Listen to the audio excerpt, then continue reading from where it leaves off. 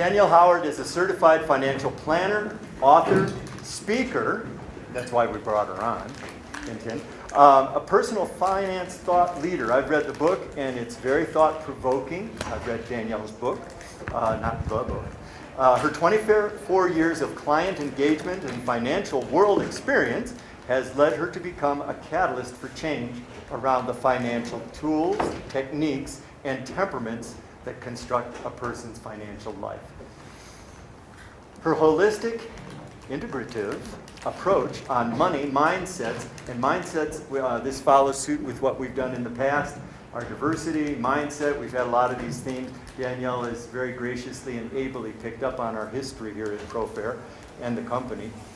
And financial decisions guides people on a journey of financial wellness, very challenging for all of us. Bridging the gap between Wall Street and Main Street, she brings complex financial topics and concepts down to earth.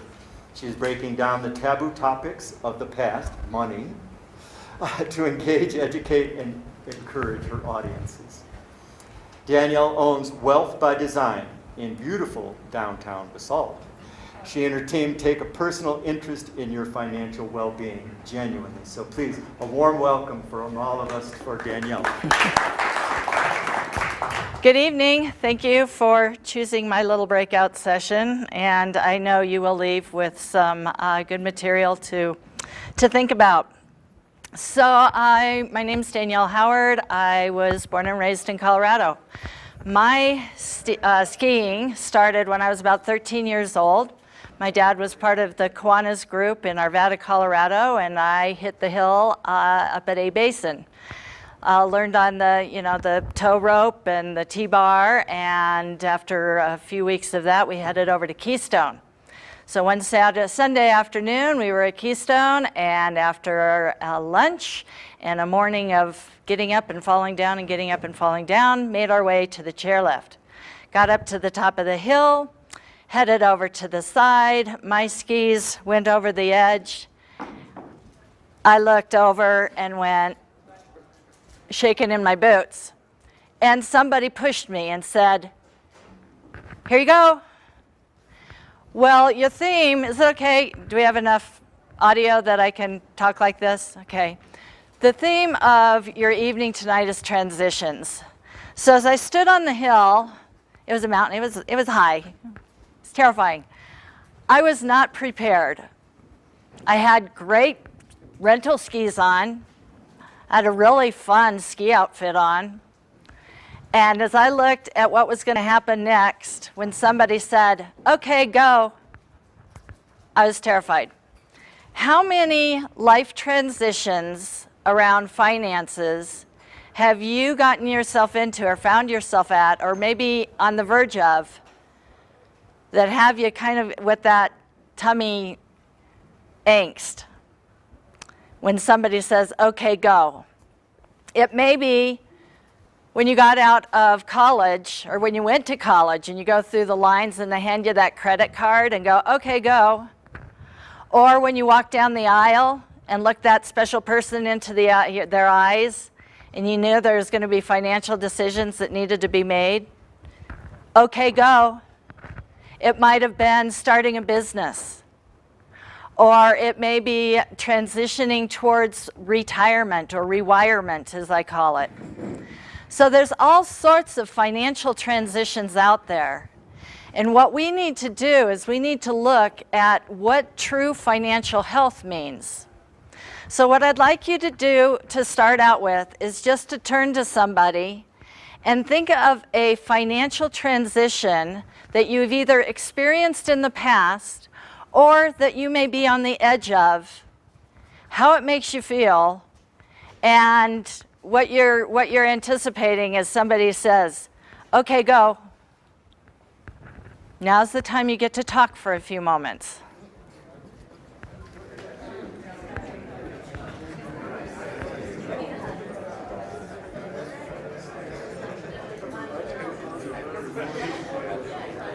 So as you look at your financial transitions, we want to look at what is true financial health.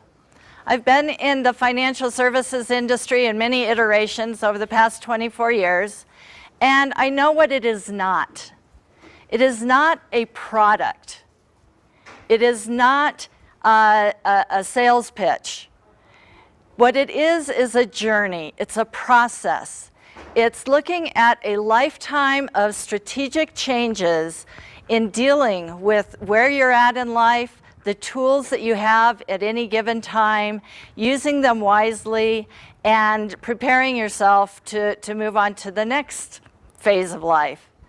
So as you look at whatever transition you're in, we need to take a look at how do we do it in a healthy way. So I do a lot of analogies with physical health and financial health. And we know that just because your refrigerator is full of food doesn't mean that you're eating healthy. Or just because I've got a really cool pair of skis and a really nice ski outfit, I may not know how to get down that hill with any form, function, technique, or mindset that is going to have me enjoying my day. So we have to look at the integration of our mind, our body, our spirit, and how it impacts all of this stuff we call finance. And on my website, I've got what's called a monetary manifesto and a financial affirmation. So I look at, there's 4 components of a healthy financial life. How do you bring money into your life with integrity, dignity, competency, grace, and joy? How do you give of your financial resources with moxie and momentum? How do you protect and nurture your financial resources with diligence, wisdom, and care? And then how do you spend with joyful intention, but within safe boundaries? So those are the 4 areas: how money comes in, how you give it, how you grow it, protect it, and how you spend it. So many times the financial services industry tells us, oh, it's all just about getting to that distant picture down the road. And it is so much more than that. It could be so much richer than that.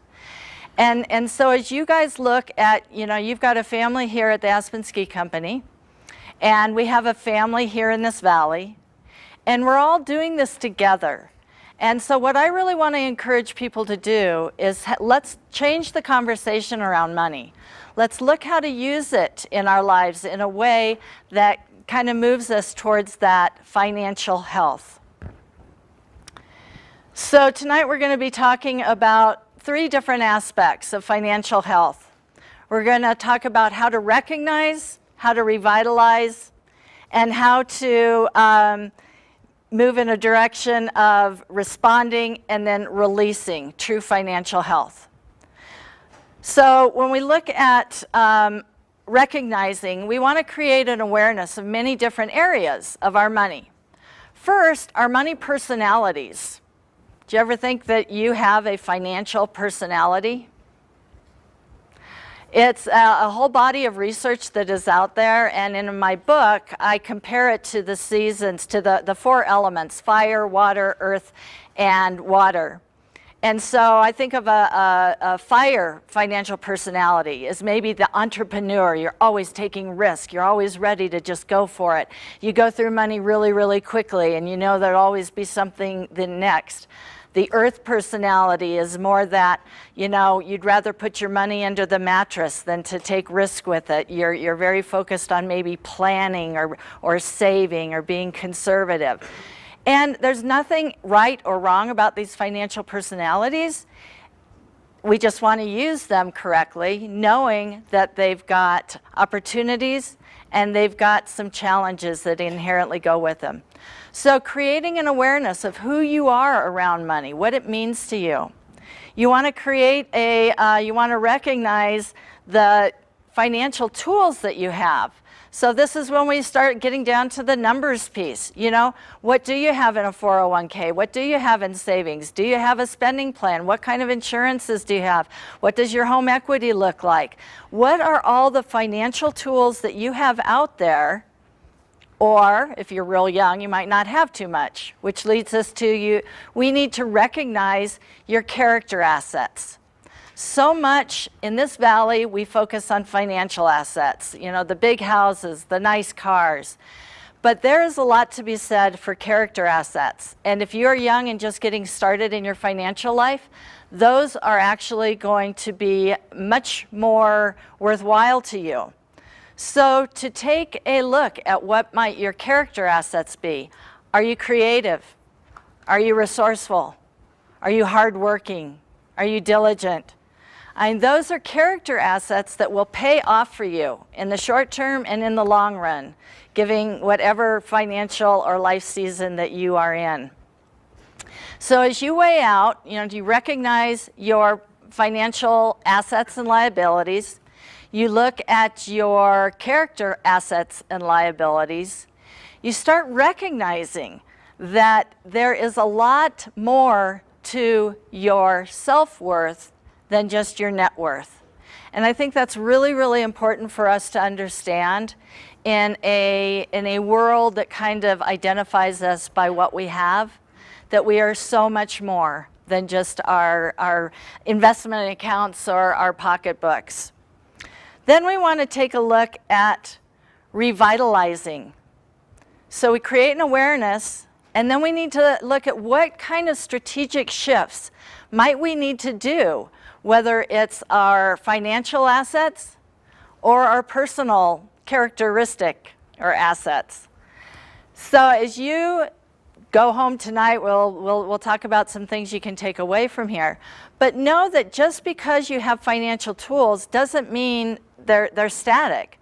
Just as we know we need to, wax our skis or make sure our equipment is functioning properly, or you need to be out on the slopes grooming the slopes. Everything needs to be cared for given the conditions that we're facing. So if we're experiencing a summer economic season, which we are doing right now, and I anticipate it's going to go on for a little while longer, how do we want to have our assets, our financial assets positioned to take advantage of that growth? But depending on what life season you're in, you also need to make some shifts in those financial assets. So it's your financial life is never static any more than your personal life is. So taking a look at how to revitalize those different pieces. So what I would like you to do is, again, we're going to take just a few moments for you guys to talk a little bit to yourselves. And I would like you to connect with one of those financial pieces. So I talked about you need to look at how you bring money into your life. You need to look at how you give it. You need to look at how you grow it and protect it. And you want to consider how you spend it. So pick one of those areas and turn to a person next to you and talk a little bit. And I really appreciate you talking to each other, because this is my whole thing, is we need to be okay talking about money. And it's a safe space. What gets said here won't get taken out of here. But share with them, what one of those areas would you like to see a 1% difference in your financial health? Thank you. So as you look at what you need to do to revitalize, and maybe just make a 1% shift, 1% change in the trajectory. Many of you are ski instructors, and you know what a little shift in how what you're sharing with your clients, how that can just change their entire experience. And it's the same way with every aspect of your financial life. Sometimes people go, I just need to, do 180 degrees. And that's not the case. Every little bit makes a big difference. And that's actually when they look at changing habits, and that is actually the best way to do it, is those small changes, and then you want to build on your wins. So what is another way to revitalize your financial life? You want to educate yourself. When you're dealing with money every day, we kind of think, we know about this stuff. I'm in the business. I really do deal with this stuff every day, and it is constantly changing. The tools that are out there, what they're doing around behavioral finance and how our monies work on money, how our minds work on money is just, it's fascinating. Do you know that when you go to Vegas and you win, or when your stock goes up 10%, that it actually releases the same chemicals in your brain that happens when you're high on cocaine? So we need to understand what happens in our brains when we make financial decisions, and so we need to educate ourselves. So, it's winter. I always love reading in the winter. That's my time to really start just taking it all in. So get a good book. I actually know of one that's available over at Explore Booksellers. Find that accountability partner. My husband and I have been together for over 25 years, and we've gone through our different waves of financial conversations, some better than others, and it's taken us about 25 years to get to the place where we can do it, and it works out pretty well. So I know it takes a risk to talk to people about money, but go ahead and take that risk. Find somebody that can walk alongside you, that can hold you accountable, or that can support you. There's so many people that are affected by your financial choices, and working together on setting goals or taking a look at what's important is going to help you move towards success than trying to do it on your own. And that is the beauty, again, of having an employer that wants to support you in learning about this stuff.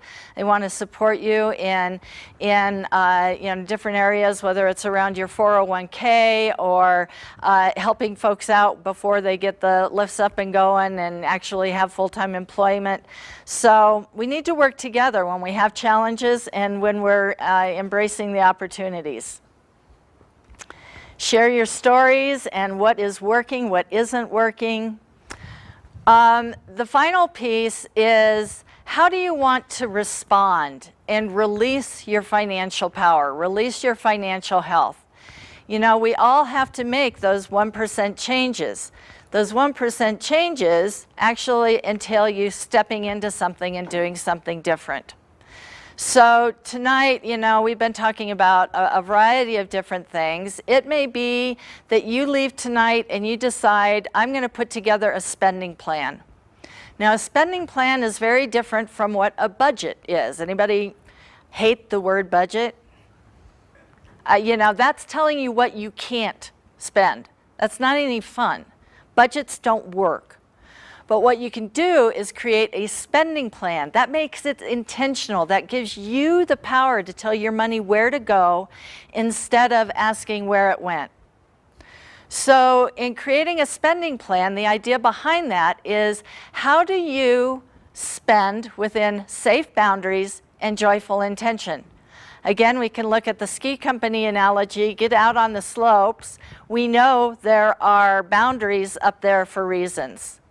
We know they're up to protect your clients, protect yourself. And if you ski outside of those boundaries, what happens? You either take your pass away, send mountain rescue after you, you can get caught in an avalanche. Well, it's the same thing with our financial lives. If we don't know what our safe boundaries are, and it's very hard to know what they are nowadays because we have technology. Man, you open up Facebook right now and the Christmas gifts and stuff is flying at your face, and it's so easy to push a button and a drone drops it off at your house the next day. It's really hard to connect with our financial decisions. And unless we're really intentional about staying within our safe boundaries, the credit card debt gets out of hand. Relationships start to struggle because you're arguing about money, and we incur a lot of pain in a lot of different ways. So spending within safe boundaries is very similar to skiing within safe boundaries. Another way to look at safe boundaries is, and looking at what kind of risk you're comfortable with, is in your asset allocation. So as you look at how you might want to respond tonight, when was the last time you reviewed your 401k or your IRA, or how your investments are positioned out there? Are they set for where you're at, what life season you're in, what economic season you're in, what financial life season, when do you need that money? So that's what I call a financial life season, in saying, if I don't need this money for another 20 years, maybe I'm willing to take a little bit more risk. But you know what? I never liked skiing black diamonds anyway. So, you know, you need to think about, why do you want to take a risk with your money? And if you're comfortable with it, what is the proper way to do it? How do you want to review and rebalance your investments based on how much risk you're willing to take, or what your time frame is, or how comfortable you are with black diamonds or green circles? So, you know, as you look at what you can take away tonight, look at what you want to do with the tools you have. Do you need to revisit a spending plan? Do you need to revisit your 401k? If you haven't signed up for the ski company 401k, do it. It's free money. You know, you contribute to it and they do a match. So there's no reason why you shouldn't be contributing to a 401k. I've heard the excuse, I don't have enough. It's hard to make it, you know, in this valley. And I understand right now, maybe even more so until the slope's open. But there are ways. If you look at your character assets and you are creative and resourceful, there are ways that you can put a little bit of your paycheck away. You know, instead of going out one extra night a month, that goes to your 401k, they match it a little bit, and you have friends over to play games and have a potluck dinner. We need to start changing the conversation about what it means to be successful. That it just doesn't mean that you've got a big bank account or big investment account or a big house. It means so much more than that. And as we're able to start changing that conversation and start changing our behaviors around the financial choices that we're making, we'll build more sustainability in our homes, in our relationships, in our work life. You know, it's this virtuous cycle that can keep perpetuating itself. So you want to look at how you respond relationally. You know, how do you have those conversations? How do you keep those conversations going in the right direction? How you make your choices. I encourage you all to stop shooting on yourselves. Stop shooting on yourselves and stop shooting on your family members. Well, I should put together a budget. I should, look at how my investments are allocated. I should have better communication skills around everything financial. When we talk about, I should do things, that puts us in a position of pressure, and it doesn't get us anywhere. But if we shift that verbiage and say, I choose to, that puts you in a position of potential, of possibilities, of power. And so I would like you to turn to each other, and again, based on kind of what area of your financial life, whether it was how money comes in, how you give it, how you grow or protect it, or how you spend it, let's have a choose to. I choose to take something from here tonight to do differently. So turn to each other and look somebody in the eye and choose to do something differently.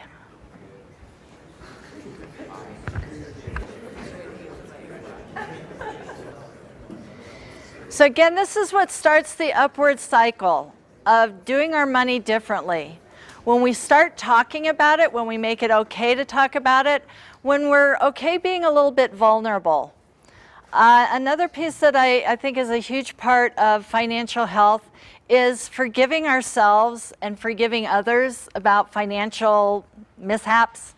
We've all done stupid stuff, that has affected ourselves. We've all done things that have affected other people. And when I talk about financial forgiveness, people go, wow, that's out there. But I really think it holds us back if we don't forgive ourselves and say, I can let go of this, and today is a new day, and it's time to move on.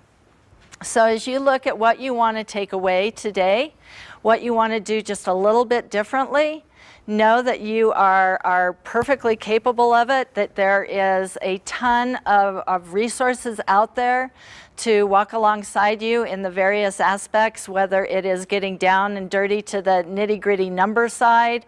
There's, you find a coach, find a financial advisor, read a book, take a course, do something that. If you want to improve your relationships around money, just find a time that is not at the end of the week when everybody's tired or the kids have been all over the place and you've got a quick 10 minutes or you're emotional. Carve out a space that now's a good time for us to talk about this. Look at what kind of goals you want to accomplish.